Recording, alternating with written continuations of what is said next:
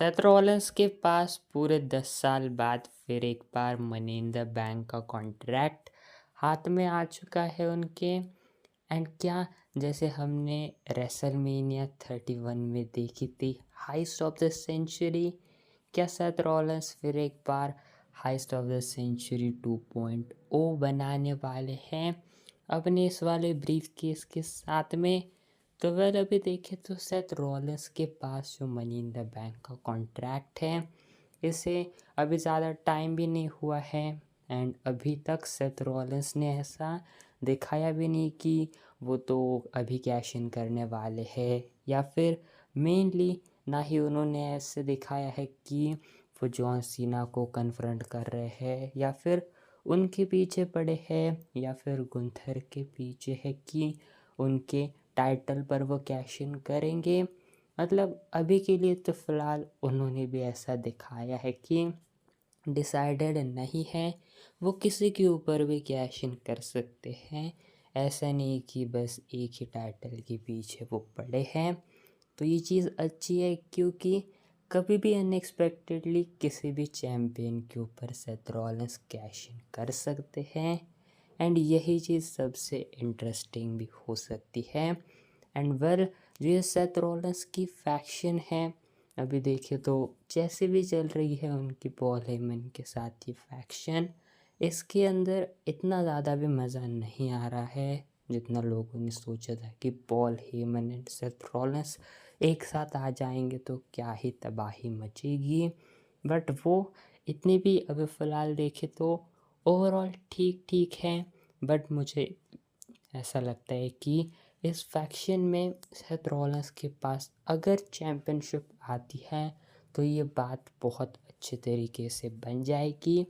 And Seth Rollins को मैं कहूँगा टाइटल की विक्ट्री ज़रूर देनी चाहिए, क्योंकि इससे बहुत सारी चीज़ें अच्छे तरीके से आगे चीज़ें अनफोल्ड हो सकती हैं।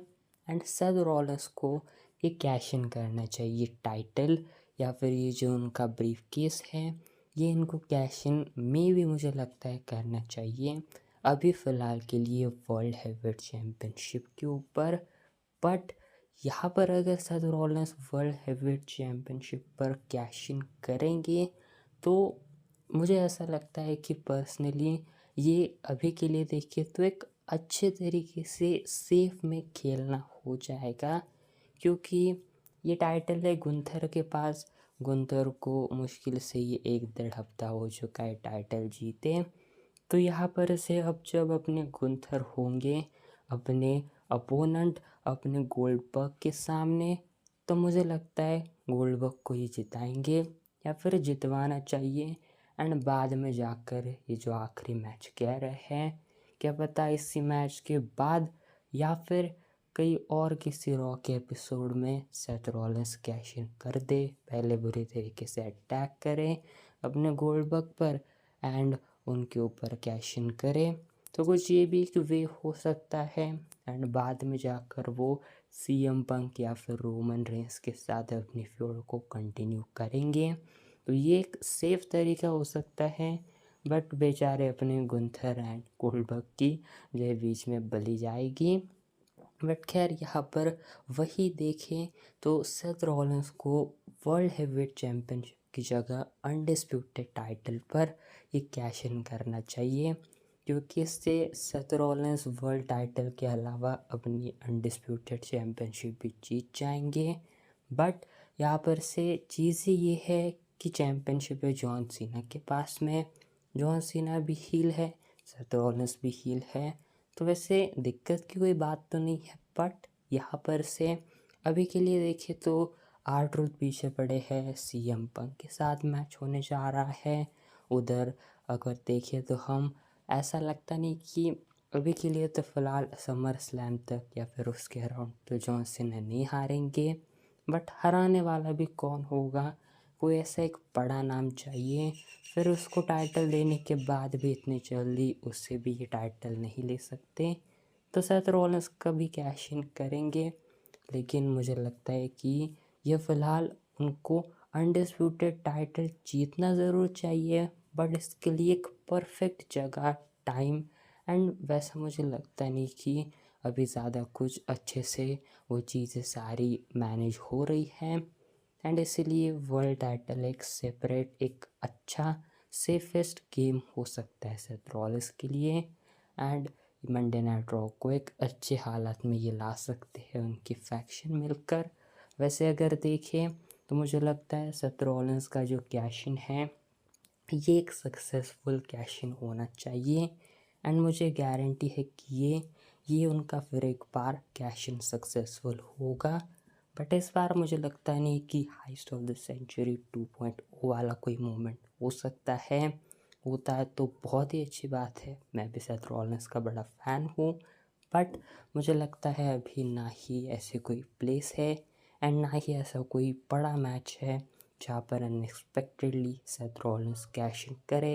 अंटिल ये कोई बड़ा मैच सेथ रॉलिंस के लिए नहीं ले आते रेसलमेनिया में। एंड रेसलमेनिया में जाकर कोई बड़ा ही मैच कार्ड पर हो जाए वर्ल्ड टाइटल या फिर अनडिस्प्यूटेड टाइटल के लिए, ये भी चीज़ हो सकती है।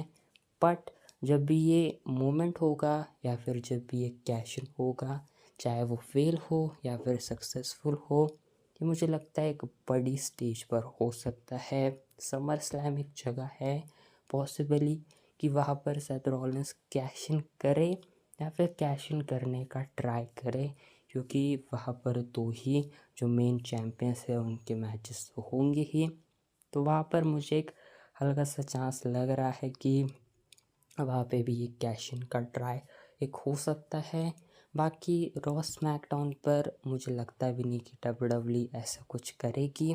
बट यहाँ पर ऐसे देखें तो मुझे लगता है कोई एक बड़ा ही शो डब्ल्यूडब्ल्यूई इसके लिए बुक करेगी। वो फिर सऊदी वाला हो सकता है, सर्वाइवर सीरीज़ भी हो सकती है, या फिर रॉयल रंबल, या फिर एक बार रेसलमेनिया भी वो जगह हो सकती है।